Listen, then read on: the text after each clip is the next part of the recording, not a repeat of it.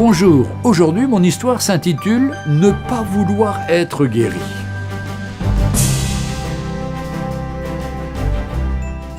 Savez-vous qu'il y a des gens qui, au fond, ne désirent pas réellement être guéris ?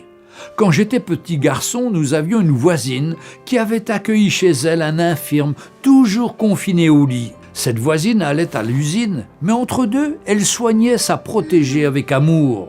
Or, un jour, l'accueillante hôtesse s'aperçut que certains objets avaient changé de place dans son appartement. Ainsi se mit-elle à observer et, décidée d'y voir plus clair, elle fit semblant d'aller travailler et se cacha.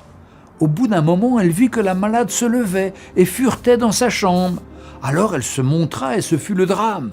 Cette malade se trouvait fort bien dorlotée et choyée, comme elle l'était. Elle ne désirait pas être guérie. Aussi, la rééducation a-t-elle été difficile ? On le conçoit. La question de Jésus au paralytique de Bethesda, qui était malade depuis 38 ans, n'est pas aussi surprenante qu'on pourrait le croire. Car on peut constater que sur le plan moral et spirituel, trop rares sont les gens qui veulent vraiment être guéris. Il faut le reconnaître, souvent on aime son péché, on le caresse et on ne désire pas s'en séparer, même si on en souffre. Aujourd'hui, Dieu nous dit « Veux-tu être guéri ? Veux-tu être délivré ? Veux-tu être vainqueur ? Le veux-tu ? Alors lève-toi et compte sur lui. Lève-toi, lui dit Jésus, prends ton lit et marche. » Évangile de Jean, chapitre 5, verset 8. Mes amis, ne restons pas dans nos situations.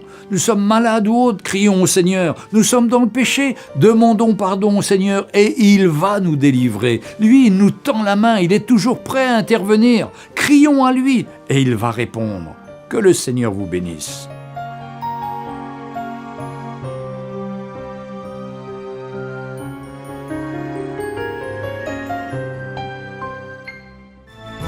Retrouvez Un jour une histoire sur www.365histoire.com.